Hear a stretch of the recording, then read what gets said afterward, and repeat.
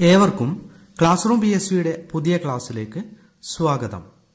ഇന്നത്തെ ക്ലാസ്സിൽ 10ാം ക്ലാസ്സിലെ ബയോളജി വിഷയത്തിൽ നിന്നും മൂന്നാമത്തെ പാഠം സമസ്ഥിതിക്കായുള്ള രാസസന്ദേശങ്ങൾ, ഈ പാഠഭാഗമാണ് ചർച്ച ചെയ്യുന്നത്. പാഠഭാഗത്ത് ആദ്യം തന്നെ പറയുന്നത് അന്തസ്രാവി വ്യവസ്ഥയെക്കുറിച്ചാണ്. ശരീരത്തിലെ പ്രവർത്തനങ്ങൾ നിയന്ത്രിക്കുകയും ഏകോപിപ്പിക്കുകയും ചെയ്യുന്ന അവയവ വ്യവസ്ഥയാണ് അന്തസ്രാവി വ്യവസ്ഥ. അന്തസ്രാവി ഗ്രന്ഥികളും അവയുടെ സ്രവങ്ങളായ ഹോർമോണുകളും ഇതിൽ ഉൾപ്പെടുന്നു. കോശങ്ങളുടെ പ്രവർത്തനങ്ങളെ നിയന്ത്രിക്കുന്ന രാസസന്ദേശവാഹകരാണ് ഹോർമോണുകൾ. അന്തസ്രാവി ഗ്രന്ഥികളിൽ നിന്ന് ഹോർമോണുകൾക്ക് ശരീരകലകളിലേക്ക് എത്തിച്ചേരുവാൻ പ്രത്യേക കുഴൽ സംവിധാനങ്ങളില്ല. അതിനാൽ ഇവയെ നാളീരഹിത ഗ്രന്ഥികൾ എന്നുകൂടി വിളിക്കുന്നു. രക്തത്തിലൂടെയാണ് ഹോർമോണുകൾ സംവഹിക്കപ്പെടുന്നത്. പിന്നീട് ഹോർമോണുകൾ ലക്ഷ്യകോശങ്ങളിലേക്ക് എന്ന ഭാഗമാണ്.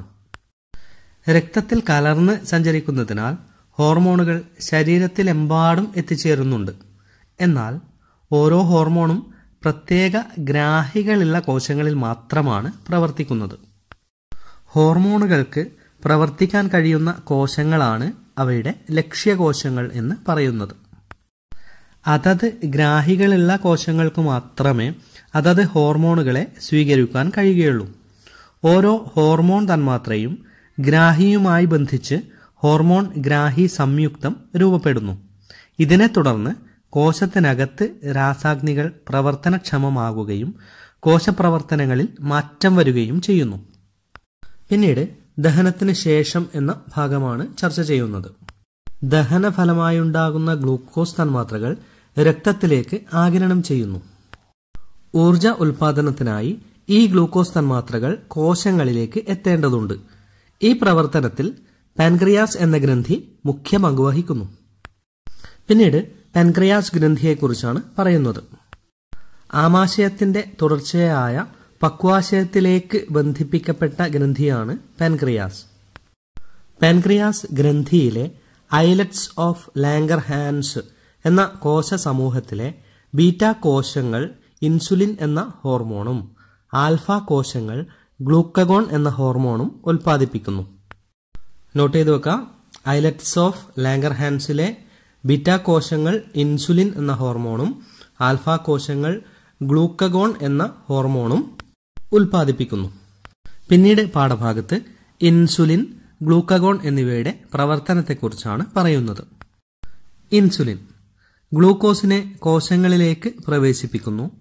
കരളിലും പേശികളിലും വെച്ച് ഗ്ലൂക്കോസിനെ ഗ്ലൈക്കോജനാക്കുന്നു.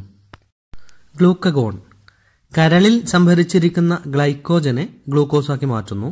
അമിനോ ആസിഡുകളിൽ നിന്നും ഗ്ലൂക്കോസ് നിർമ്മിക്കുന്നു. രക്തത്തിലെ ഗ്ലൂക്കോസിന്റെ സാധാരണ അളവ് 70 മുതൽ 110 mg/100 ml ആണ്. ഇൻസുലിനും ഗ്ലൂക്കഗോണും ചേർന്നുള്ള പ്രവർത്തനമാണ് രക്തത്തിലെ ഗ്ലൂക്കോസിന്റെ അളവ് സ്ഥിരമായി നിലനിർത്തുന്നത്. പിന്നീട് പാഠഭാഗത്ത് രക്തത്തിലെ ഗ്ലൂക്കോസിന്റെ അളവ് ക്രമീകരിക്കുന്ന വിധം എന്നുള്ള ഭാഗമാണ്. രക്തത്തിലെ ഗ്ലൂക്കോസിന്റെ അളവ് സാധാരണ അളവിൽ നിന്നും കൂടുതലാവുമ്പോൾ ഗ്ലൂക്കഗോണിന്റെ ഉൽപാദനം കുറയ്ക്കുന്നു, കൂടാതെ ഇൻസുലിന്റെ ഉൽപാദനം കൂട്ടുന്നു. രക്തത്തിലെ ഗ്ലൂക്കോസിന്റെ അളവ് സാധാരണ അളവിൽ നിന്നും കുറയുമ്പോൾ ഗ്ലൂക്കഗോണിന്റെ ഉൽപാദനം കൂട്ടുന്നു, ഇൻസുലിന്റെ ഉൽപാദനം കുറയ്ക്കുന്നു.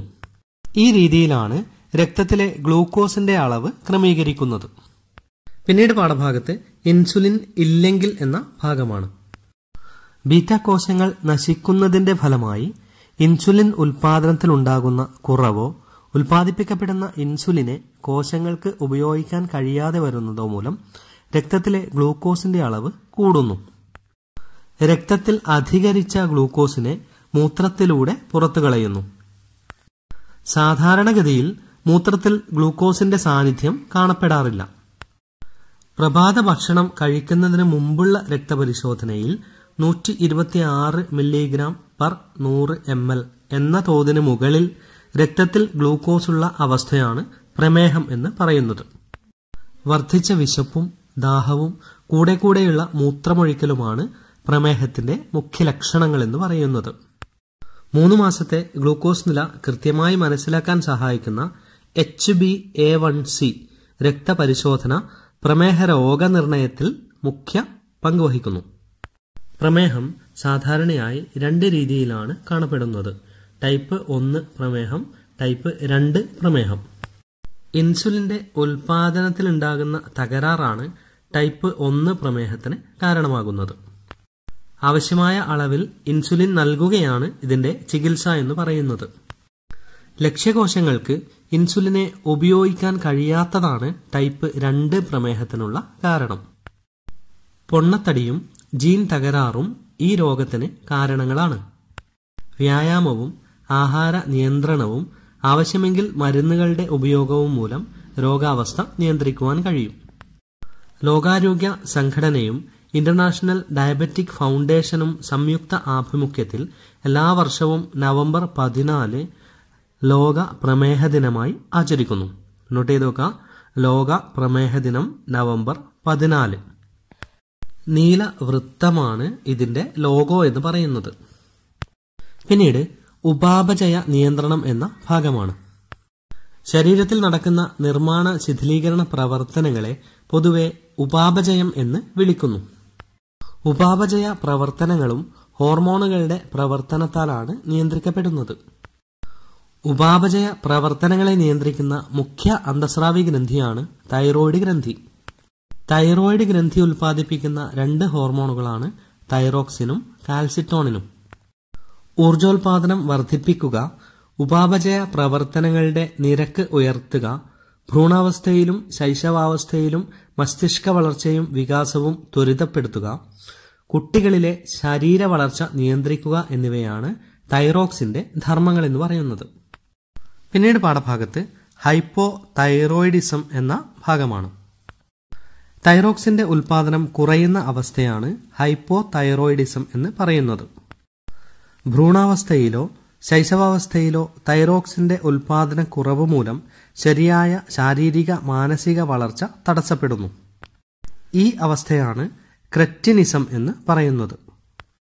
മുതിർന്നവരിൽ തൈറോക്സിന്റെ തുടർച്ചയായ കുറവ് മിക്സെഡിമ എന്ന അവസ്ഥയ്ക്ക് കാരണമാകുന്നു. കുറഞ്ഞ ഉപാപചയ നിരക്ക്, മന്ദത, ശരീരഭാരം കൂടുക, ഉയർന്ന രക്തസമ്മർദ്ദം, ശരീര കലകളുടെ വീക്കം എന്നിവയാണ് മിക്സെഡിമയുടെ ലക്ഷണങ്ങൾ. Hyper thyroidism. തൈറോക്സിന്റെ തുടർച്ചയായ അമിതോൽപാദനം മൂലം തൈറോക്സിനെ സ്വാധീനിക്കുന്ന ജീവൽ പ്രവർത്തനങ്ങൾ ത്വരിതഗതിയിലാവുന്ന അവസ്ഥയാണ് ഹൈപ്പർ തൈറോയിഡിസം എന്ന് പറയുന്നത്. ഉയർന്ന ഉപാപചയ നിരക്ക്, കൂടിയ താപനില, കൂടുതൽ വിയർപ്പ്, കൂടിയ ഹൃദയമിടിപ്പ്, ശരീരഭാരം കുറയുക, വൈകാരിക പ്രക്ഷുബ്ധത എന്നിവയാണ് മുഖ്യ ലക്ഷണങ്ങളായി പറയുന്നത്. പിന്നീട് തൈറോയിഡ് ടെസ്റ്റിനെ കുറിച്ചാണ് പറയുന്നത്. T3, T4, TSH എന്നീ ഹോർമോണുകളുടെ അളവ് നിർണ്ണയിക്കുന്ന ലബോറട്ടറി പരിശോധനകളിലൂടെ തൈറോയിഡ് വൈകല്യങ്ങൾ തിരിച്ചറിയുവാൻ സാധിക്കുന്നു. പിന്നീട് പാഠഭാഗത്ത് ഗോയിറ്ററിനെ കുറിച്ചാണ് പറയുന്നത്. തൈറോക്സിന്റെ ഉൽപാദനത്തിന് അയഡിൻ അത്യാവശ്യമാണ്. അയഡിന്റെ അഭാവത്തിൽ തൈറോക്സിന്റെ ഉൽപാദനം തടസ്സപ്പെടുന്നു. ഈ സാഹചര്യത്തിൽ കൂടുതൽ തൈറോക്സിൻ ഉൽപ്പാദിപ്പിക്കുവാനുള്ള ഒരു ശ്രമം എന്ന നിലയിൽ തൈറോയ്ഡ് ഗ്രന്ഥി അമിതമായി വളരുന്നു. ഈ അവസ്ഥയാണ് ഗോയിറ്റർ എന്ന് പറയുന്നത്. പിന്നീട് പാഠഭാഗത്ത് കാൽസ്യത്തിന്റെ അളവ് ക്രമീകരണം എന്നുള്ള ഭാഗമാണ് ചർച്ച ചെയ്യുന്നത്. രക്തത്തിലെ കാൽസ്യത്തിന്റെ സാധാരണ അളവ് 9 മുതൽ 11 മില്ലിഗ്രാം പെർ 100 ml ആണ്. നോട്ട് ചെയ്ത് വെക്കാം, രക്തത്തിലെ കാൽസ്യത്തിന്റെ സാധാരണ അളവ് 9 മുതൽ 11 മില്ലിഗ്രാം പെർ 100 ml ആണ്. രക്തത്തിലെ കാൽസ്യത്തിന്റെ അളവ് വർദ്ധിക്കുമ്പോൾ തൈറോയ്ഡ് ഗ്രന്ഥി ഉൽപ്പാദിപ്പിക്കുന്ന ഹോർമോണാണ് കാൽസിറ്റോണിൻ. ഇത് രക്തത്തിലെ കാൽസ്യത്തിന്റെ അളവ് കുറയ്ക്കുന്നു. രക്തത്തിൽ കാൽസ്യത്തിന്റെ അളവ് കുറയുന്ന സാഹചര്യമുണ്ടാവുമ്പോൾ തൈറോയ്ഡ് ഗ്രന്ഥിയുടെ പിൻഭാഗത്തായി സ്ഥിതി ചെയ്യുന്ന പാരാതൈറോയ്ഡ് ഗ്രന്ഥി പാരാതെർമോൺ എന്ന ഹോർമോൺ ഉൽപ്പാദിപ്പിക്കുന്നു. ഇത് രക്തത്തിലെ കാൽസ്യത്തിന്റെ അളവ് വർദ്ധിപ്പിക്കുന്നു. പിന്നീട് തൈമസ് ഗ്രന്ഥിയെക്കുറിച്ചാണ് പറയുന്നത്. യൗവനകാലം വരെ മാത്രമുള്ള ഗ്രന്ഥിയാണ് തൈമസ് ഗ്രന്ഥി. മാറലിന് പിറകിലായി സ്ഥിതി ചെയ്യുന്ന അന്തസ്രാവി ഗ്രന്ഥിയാണ് തൈമസ് ഗ്രന്ഥി. ശൈശവഘട്ടത്തിൽ വളരെ സജീവമായി പ്രവർത്തിക്കുന്ന ഈ ഗ്രന്ഥി പ്രായപൂർത്തിയാകുമ്പോൾ ചുരുങ്ങി ചെറുതാകുന്നു. തൈമോസിൻ എന്ന ഹോർമോൺ തൈമസ് ഗ്രന്ഥിയാണ് ഉൽപ്പാദിപ്പിക്കുന്നത്. യുവത്വ ഹോർമോൺ എന്ന് അറിയപ്പെടുന്നത് തൈമസ് ഗ്രന്ഥി ഉൽപ്പാദിപ്പിക്കുന്ന തൈമോസിൻ ഹോർമോണാണ്. ശരീരത്തിൽ രോഗപ്രതിരോധ പ്രവർത്തനത്തെ സഹായിക്കുന്ന ടി ലിംഫോസൈറ്റുകളുടെ പാകപ്പെടലിനെയും പ്രവർത്തനത്തെയും നിയന്ത്രിക്കുക എന്നതാണ് ഈ ഗ്രന്ഥിയുടെ പ്രധാന ധർമ്മമെന്ന് പറയുന്നത്. പിന്നീട് പാഠഭാഗത്ത് അടിയന്തര ഘട്ടങ്ങളിൽ എന്നുള്ള ഭാഗമാണ്. അടിയന്തര ഘട്ടങ്ങളിൽ ശരീരത്തെ പ്രവർത്തന സജ്ജമാക്കുന്ന ഹോർമോണുകളെ ഉൽപ്പാദിപ്പിക്കുന്നത് അഡ്രീനൽ ഗ്രന്ഥിയാണ്. പിന്നീട് അഡ്രീനൽ ഗ്രന്ഥി ഉൽപ്പാദിപ്പിക്കുന്ന ഹോർമോണുകളെ കുറിച്ചാണ് ചർച്ച ചെയ്യുന്നത്. അഡ്രീനൽ ഗ്രന്ഥിയുടെ ഉൾഭാഗം മെഡുല എന്നും പുറംഭാഗം കോർട്ടെക്സ് എന്നുമാണ് അറിയപ്പെടുന്നത്. അഡ്രീനൽ ഗ്രന്ഥിയുടെ ഉൾഭാഗമായ മെഡുല ഉൽപ്പാദിപ്പിക്കുന്ന ഹോർമോണാണ് എപ്പിനെഫ്രിൻ അല്ലെങ്കിൽ അഡ്രിനാലിൻ എന്ന ഹോർമോൺ. അതുപോലെ നോർ എപ്പിനെഫ്രിൻ അല്ലെങ്കിൽ നോർ അഡ്രിനാലിൻ എന്ന ഹോർമോൺ. എപ്പിനെഫ്രിൻ അടിയന്തര സാഹചര്യങ്ങളിൽ സിമ്പതറ്റിക് വ്യവസ്ഥയോട് ചേർന്ന് പ്രവർത്തിക്കുന്നു.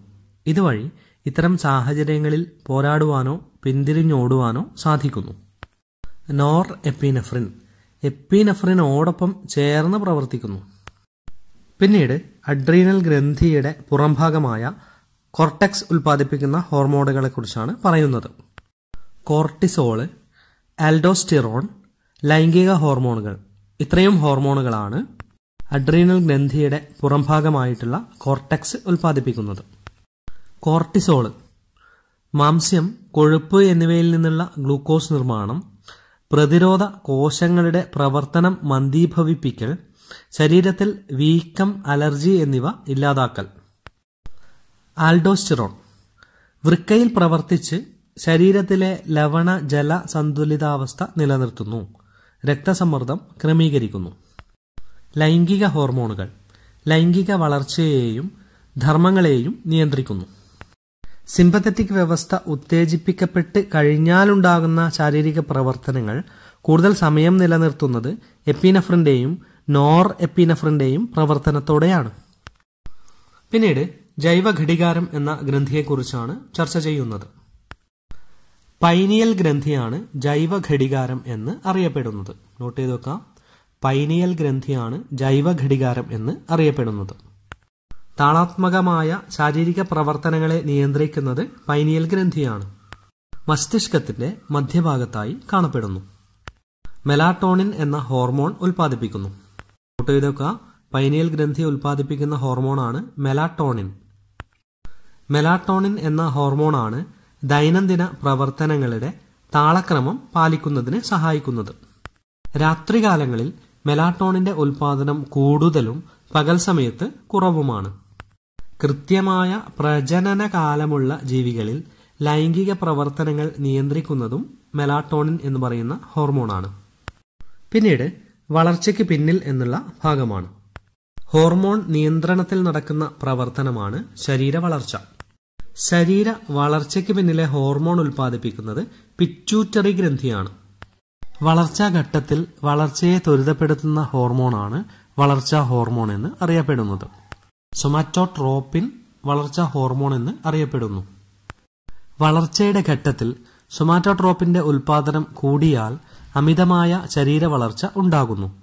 ഈ അവസ്ഥയാണ് ഭീമാകാരത്വം എന്ന് പറയുന്നത്.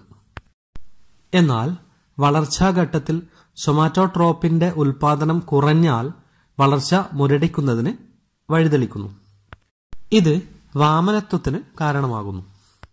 വളർച്ചാഘട്ടത്തിന് ശേഷം സൊമാറ്റോട്രോപ്പിന്റെ അമിതമായ ഉൽപാദനം മൂലം മുഖം, താടിയെല്ല്, വിരലുകൾ എന്നിവിടങ്ങളിലെ അസ്ഥികൾ വളരുന്ന സാഹചര്യമുണ്ടാവാം. ഇതാണ് അക്രോമെഗലി എന്ന് അറിയപ്പെടുന്നത്. പിറ്റ്യൂട്ടറി ഗ്രന്ഥിയുടെ മുൻതളം മറ്റ് അന്തസ്രാവി ഗ്രന്ഥികളുടെ പ്രവർത്തനത്തെ ഉത്തേജിപ്പിക്കുന്ന ഹോർമോണുകളെയും ഉൽപ്പാദിപ്പിക്കുന്നുണ്ട്. ഇവയാണ് ട്രോപ്പിക് ഹോർമോണുകൾ എന്ന് അറിയപ്പെടുന്നത്.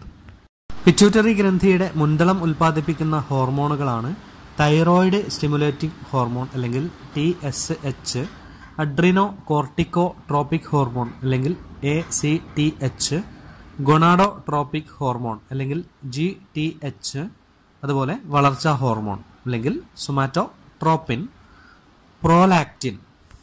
ഇത്രയും ഹോർമോണുകൾ പിറ്റ്യൂട്ടറി ഗ്രന്ഥിയുടെ മുൻതളമാണ് ഉൽപ്പാദിപ്പിക്കുന്നത്. പിന്നീട് ഓരോ ഹോർമോണിന്റെയും ധർമ്മമാണ് പറയുന്നത്.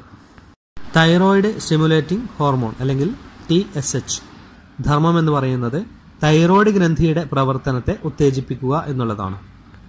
അഡ്രിനോ കോർട്ടിക്കോട്രോപിക് ഹോർമോൺ അല്ലെങ്കിൽ ACTH ധർമ്മം എന്ന് പറയുന്നത് അഡ്രീനൽ ഗ്രന്ഥിയുടെ കോർട്ടെക്സിന്റെ പ്രവർത്തനത്തെ ഉത്തേജിപ്പിക്കുന്നു. ഗൊണാഡോട്രോപിക് ഹോർമോൺ അല്ലെങ്കിൽ GTH പുരുഷന്മാരിൽ വൃഷണങ്ങളുടെ പ്രവർത്തനം, സ്ത്രീകളിൽ അണ്ഡാശയങ്ങളുടെ പ്രവർത്തനം എന്നിവ ഉത്തേജിപ്പിക്കുന്നു. പിന്നീട് വളർച്ചാ ഹോർമോണായിട്ടുള്ള സൊമാറ്റോട്രോപ്പിന്റെ ധർമ്മമാണ് പറയുന്നത് ശരീര വളർച്ച ത്വരിതപ്പെടുത്തുന്നു. പ്രോലാക്റ്റിൻ എന്ന് പറയുന്ന ഹോർമോണിന്റെ ധർമ്മം എന്ന് പറയുന്നത് മുലപ്പാൽ ഉൽപാദനമാണ്. പിന്നീട് പ്രസവം, മുലയൂട്ടൽ, ജലസന്തുലനം എന്നുള്ള ഭാഗമാണ് ചർച്ച ചെയ്യുന്നത്. പിറ്റ്യൂട്ടറി ഗ്രന്ഥിയുടെ പിന്തളം ഉൽപ്പാദിപ്പിക്കുന്ന ഹോർമോണുകളാണ് ഓക്സിറ്റോസിൻ, വാസോപ്രസിൻ എന്നീ ഹോർമോണുകൾ. ഇവ ഹൈപ്പോതലാമസിലെ പ്രത്യേക നാഡീകോശങ്ങളാണ് ഉൽപ്പാദിപ്പിക്കുന്നത്. ഈ ഹോർമോണുകളെ പിറ്റ്യൂട്ടറി ഗ്രന്ഥി പിന്തളത്തിൽ സംഭരിച്ചു വെക്കുകയും ആവശ്യാനുസരണം രക്തത്തിൽ കലർത്തുകയും ചെയ്യുന്നു. പിന്നീട് ഓക്സിറ്റോസിൻ, വാസോപ്രസിൻ എന്നീ ഹോർമോണുകളുടെ ധർമ്മത്തെക്കുറിച്ചാണ് ചർച്ച ചെയ്യുന്നത്. ഓക്സിറ്റോസിൻ ധർമ്മം എന്ന് പറയുന്നത് ഗർഭാശയ ഭിത്തിയിലെ മിനുസപേശികളെ സങ്കോചിപ്പിച്ച് പ്രസവം സുഗമമാക്കുക. അപ്പോൾ പ്രസവം സുഗമമാക്കാൻ സഹായിക്കുന്ന ഹോർമോൺ ഓക്സിറ്റോസിനാണ്. മുലപ്പാൽ ചുരത്താൻ സഹായിക്കുന്നതും ഓക്സിറ്റോസിൻ എന്ന് പറയുന്ന ഹോർമോണിന്റെ ധർമ്മമാണ്. വാസോപ്രസിൻ അഥവാ ആന്റി ഡൈയൂററ്റിക് ഹോർമോൺ അല്ലെങ്കിൽ ADH ഈ ഹോർമോണിന്റെ ധർമ്മം എന്ന് പറയുന്നത് വൃക്കയിൽ ജലത്തിന്റെ പുനരാകിരണത്തിന് സഹായിക്കുന്നു. വാസോപ്രസിന്റെ ഉൽപാദനം കുറയുമ്പോൾ വൃക്കയിൽ ജലത്തിന്റെ പുനരാകിരണം കുറയുകയും കൂടിയ അളവിൽ മൂത്രം പുറന്തള്ളപ്പെടുകയും ചെയ്യുന്നു. ഈ അവസ്ഥയാണ് ഡയബറ്റിക് ഇൻസിപ്പിഡസ് എന്ന് പറയുന്നത്. കൂടെയുള്ള മൂത്രവിസർജനം, കൂടിയ ദാഹം എന്നിവയാണ് ഇതിന്റെ ലക്ഷണങ്ങൾ. പിന്നീട് ലൈംഗിക സവിശേഷതകൾക്ക് പിന്നിൽ എന്ന ഭാഗമാണ് ചർച്ച ചെയ്യുന്നത്. അണ്ഡാശയവും വൃഷണവും ലൈംഗിക ഹോർമോണുകൾ ഉൽപ്പാദിപ്പിക്കുന്നു. പുരുഷന്മാരിൽ കാണപ്പെടുന്ന ലൈംഗിക ഹോർമോണുകളാണ് ടെസ്റ്റോസ്റ്റിറോൺ. സ്ത്രീകളിൽ കാണപ്പെടുന്ന ലൈംഗിക ഹോർമോണാണ് ഈസ്ട്രോജൻ, പ്രൊജസ്ട്രോൺ എന്നിവ. ടെസ്റ്റോസ്റ്റിറോണിന്റെ ധർമ്മമാണ് ദ്വിതീയ ലൈംഗിക സവിശേഷതകൾ, അതായത് ശബ്ദമാറ്റം, രോമവളർച്ച, ലൈംഗിക അവയവ വളർച്ച, ബീജോത്പാദനം എന്നിവയുടെ നിയന്ത്രണം. പിന്നീട് സ്ത്രീ ലൈംഗിക ഹോർമോണായിട്ടുള്ള ഈസ്ട്രജനെ കുറിച്ചാണ് പറയുന്നത്. ദ്വിതീയ ലൈംഗിക സവിശേഷതകൾ അണ്ടോൽപാദനം, ആർത്തവ ചക്രം എന്നിവയുടെ നിയന്ത്രണം. ഇത്രയുമാണ് ഈസ്ട്രോജൻ എന്ന് പറയുന്ന ഹോർമോണിന്റെ ധർമ്മം എന്ന് പറയുന്നത്. പ്രൊജസ്ട്രോൺ അണ്ട ഉൽപാദനം, ആർത്തവ ചക്രം, ഭ്രൂണത്തെ ഗർഭാശയത്തിൽ നിലനിർത്താൻ സഹായിക്കുക എന്നിവയാണ് പ്രൊജസ്ട്രോണിന്റെ ധർമ്മം എന്ന് പറയുന്നത്. പിന്നീട് മുഖ്യ നിയന്ത്രകൻ എന്നുള്ള ഭാഗമാണ് ചർച്ച ചെയ്യുന്നത്. മസ്തിഷ്ക ഭാഗമായ ഹൈപ്പോതലാമസ് അന്തസ്രാവി ഗ്രന്ഥിയുമാണ്. ഇത് പിറ്റ്യൂട്ടറി ഗ്രന്ഥിയെയും അതുവഴി മറ്റ് അന്തസ്രാവി ഗ്രന്ഥികളെയും നിയന്ത്രിക്കുന്നു. വിവിധ തരം റിലീസിംഗ് ഹോർമോണുകൾ, ഇൻഹിബിറ്ററി ഹോർമോണുകൾ എന്നിവ ഉൽപ്പാദിപ്പിച്ച് ഹൈപ്പോതലാമസ് പിറ്റ്യൂട്ടറി ഗ്രന്ഥിയെയും അതുവഴി അന്തസ്രാവി വ്യവസ്ഥയെയും മൊത്തമായും നിയന്ത്രിക്കുന്നു. പിന്നീട് ആശയവിനിമയത്തിന് ഉതകുന്ന രാസസന്ദേശങ്ങൾ എന്നുള്ള ഭാഗമാണ്. ആശയവിനിമയത്തിന് ചില ജന്തുക്കൾ ചുറ്റുപാടിലേക്ക് സ്രവിക്കുന്ന രാസവസ്തുക്കളാണ് ഫിറമോണുകൾ എന്ന് പറയുന്നത്. ഇണയെ ആകർഷിക്കൽ, ഭക്ഷണ ലഭ്യത അറിയിക്കൽ, സഞ്ചാരപാത നിർണ്ണയിക്കൽ, അപകട സാധ്യത അറിയിക്കൽ എന്നിവയ്ക്ക് ഫിറമോണുകൾ ഉപയോഗിക്കുന്നു. തേനീച്ചകൾ, ചിതലുകൾ മുതലായവ കോളനികളായി ജീവിക്കുന്നത് ഫിറമോണുകൾ ഉപയോഗിച്ചുള്ള രാസസന്ദേശങ്ങൾ വഴിയാണ്. കസ്തൂരിമാനിലെ മസ്കോൺ, വെരുകിലെ സിവറ്റോൺ, പെൺ പട്ടുനൂൽ ശലഭത്തിലെ ബോംബിക്കോൾ എന്നിവ ഫിറമോണുകൾക്ക് ഉദാഹരണങ്ങളാണ്. ഒന്ന് നോട്ട് ചെയ്ത് നോക്കാം. കസ്തൂരിമാനിലെ മസ്കോൺ, വെരുകിലെ സിവറ്റോൺ, പെൺ പട്ടുനൂൽ ശലഭത്തിലെ ബോംബിക്കോൾ ഇവയൊക്കെ ഫിറമോണുകളാണ്. പിന്നീട് പാഠഭാഗത്ത് സസ്യങ്ങളിലും ഹോർമോണുകൾ എന്നുള്ള ഭാഗമാണ്. സസ്യങ്ങളിലെ ജീവൽ പ്രവർത്തനങ്ങളെ നിയന്ത്രിക്കുകയും ഏകോപിപ്പിക്കുകയും ചെയ്യുന്നത് സസ്യ ഹോർമോണുകളാണ്. ഇവ സസ്യവളർച്ചാ നിയന്ത്രക വസ്തുക്കൾ എന്നും അറിയപ്പെടുന്നു. പ്രധാനപ്പെട്ട സസ്യ ഹോർമോണുകളാണ് ജിബ്ബർലിൻ, auxin, cytokinin, abscisic acid, ethylene എന്നിവ. പിന്നീട് ഓരോ സസ്യ ഹോർമോണിന്റെയും ധർമ്മമാണ് പറയുന്നത്. ജിബ്ബർലിൻ സമൃദ്ധാഹാരത്തെ വിഘടിപ്പിച്ച് വിത്തുകൾ മുളയ്ക്കാൻ സഹായിക്കുന്നു, ഇല വിരിയാൻ സഹായിക്കുന്നു. ഇതാണ് ജിബ്ബർലിന്റെ ധർമ്മം എന്ന് പറയുന്നത്. ഓക്സിൻ കോശവളർച്ച, കോശ ദീർഘീകരണം, അഗ്രമുകുളത്തിന്റെ വളർച്ച, ഫല രൂപീകരണം. ഇത്രയുമാണ് ഓക്സിന്റെ ധർമ്മങ്ങൾ. സൈറ്റോകിനിൻ കോശവളർച്ച, കോശവിഭജനം, കോശ വൈവിധ്യവൽക്കരണം. അബ്സസിക് ആസിഡ് ഭ്രൂണത്തിന്റെ സുപ്താവസ്ഥ, പാകമായ ഇലകൾ, കായ്കൾ എന്നിവ പൊഴിയൽ. എഥിലീൻ വാതക രൂപത്തിലുള്ള സസ്യ ഹോർമോണാണ്. ഇലകളും ഫലങ്ങളും പാകമാകൽ, കൂടിയ അളവിലായാൽ ഇലകളും പഴങ്ങളും പൊഴിയൽ. ഇതാണ് എഥിലീന്റെ ധർമ്മം എന്ന് പറയുന്നത്. പിന്നീട് പാഠഭാഗത്ത് കൃത്രിമ സസ്യ ഹോർമോണുകൾ എന്നുള്ള ഭാഗമാണ്. സസ്യങ്ങളുടെ സ്വാഭാവിക ഹോർമോണുകളുടെ രാസഘടന തിരിച്ചറിഞ്ഞ് കൃത്രിമമായി ഹോർമോണുകൾ ഉൽപ്പാദിപ്പിക്കുന്നുണ്ട്. ഇവയുടെ ഉപയോഗം കാർഷിക മേഖലയുടെ പുരോഗതിക്ക് വളരെയധികം സഹായകമാകുന്നുണ്ട്. ഇത്തരത്തിലുള്ള ചില സസ്യ ഹോർമോണുകളാണ് ഇനി പരിചയപ്പെടാൻ പോകുന്നത്. ഓക്സിൻ, ജിബ്ബർലിൻ, എഥിലീൻ, അബ്സസിക് ആസിഡ് തുടങ്ങിയ കൃത്രിമ സസ്യ ഹോർമോണുകളുടെ ധർമ്മമാണ് പറയുന്നത്. ഇപ്പോൾ നോട്ട് ചെയ്ത് വെക്കേണ്ടത്, ഇനി പറയാൻ പോകുന്നത് കൃത്രിമ സസ്യ ഹോർമോണുകളുടെ ധർമ്മമാണ്. നേരത്തെ നമ്മൾ പറഞ്ഞിട്ടുള്ളത് സസ്യ ഹോർമോണുകളുടെ ധർമ്മമാണ്. ഇനി പറയാൻ പോകുന്നത് കൃത്രിമ സസ്യ ഹോർമോണുകളുടെ ധർമ്മമാണ്. ഓക്സിനുകൾ ഫലങ്ങൾ അകാലത്തിൽ പൊഴിയുന്നത് തടയൽ, വേര് മുളപ്പിക്കൽ, കളകളെ നശിപ്പിക്കൽ എന്നീ ആവശ്യങ്ങൾക്കായി കാർഷിക മേഖലകളിൽ ഉപയോഗിക്കുന്നു. ജിബ്ബർലിനുകൾ മുന്തിരി, ആപ്പിൾ മുതലായ ഫലങ്ങളുടെ വലിപ്പം വർദ്ധിപ്പിക്കുന്നതിനും മാർക്കറ്റിംഗ് സൗകര്യത്തിനായി ഫലങ്ങൾ പഴുക്കുന്നത് തടയുന്നതിനും ഉപയോഗിക്കുന്നു. എഥിലീൻ പൈനാപ്പിൾ ചെടികൾ ഒരേ സമയം പുഷ്പിക്കാനും തക്കാളി, ചെറുനാരങ്ങ, ഓറഞ്ച് തുടങ്ങിയ പഴങ്ങൾ പഴുപ്പിക്കുവാനും ഉപയോഗിക്കുന്നു. എത്തിഫോൺ എന്ന പേരിൽ ദ്രാവക രൂപത്തിൽ ലഭിക്കുന്ന പദാർത്ഥം റബ്ബർ മരങ്ങളിൽ ഉപയോഗിക്കുമ്പോൾ എഥിലീനായി മാറി റബ്ബറിൽ പാൽ ഉൽപാദനം വർദ്ധിപ്പിക്കുന്നു. അബ്സസിക് ആസിഡ് പഴവർഗ്ഗങ്ങളിൽ ഒരേ സമയത്ത് വിളവെടുപ്പ് നടത്താൻ ഉപയോഗിക്കുന്നു.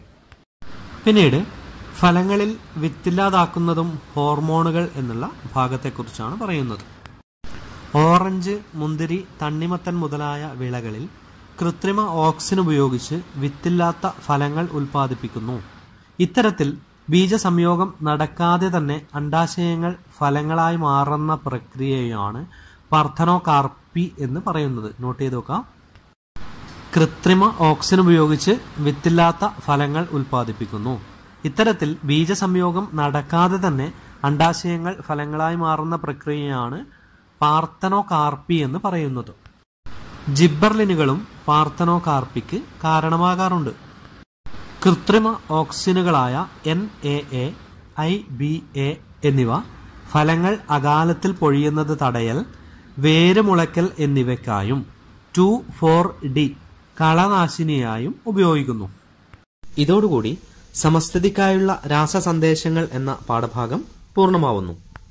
തുടർന്ന് വരുന്ന പാഠഭാഗങ്ങൾ അടുത്ത വീഡിയോകളിൽ ഉൾപ്പെടുത്തുന്നതാണ്. നിങ്ങൾക്ക് ക്ലാസുകൾ ഇഷ്ടമായെങ്കിൽ ലൈക്ക് ചെയ്യുക, ഷെയർ ചെയ്യുക, സബ്സ്ക്രൈബ് ചെയ്യുക. ഞങ്ങൾ ഉൾപ്പെടുത്തുന്ന പുതിയ വീഡിയോകൾ നിങ്ങൾക്ക് ലഭിക്കുവാൻ ബെൽ ബട്ടൺ പ്രസ് ചെയ്യാൻ മറക്കല്ലേ. താങ്ക്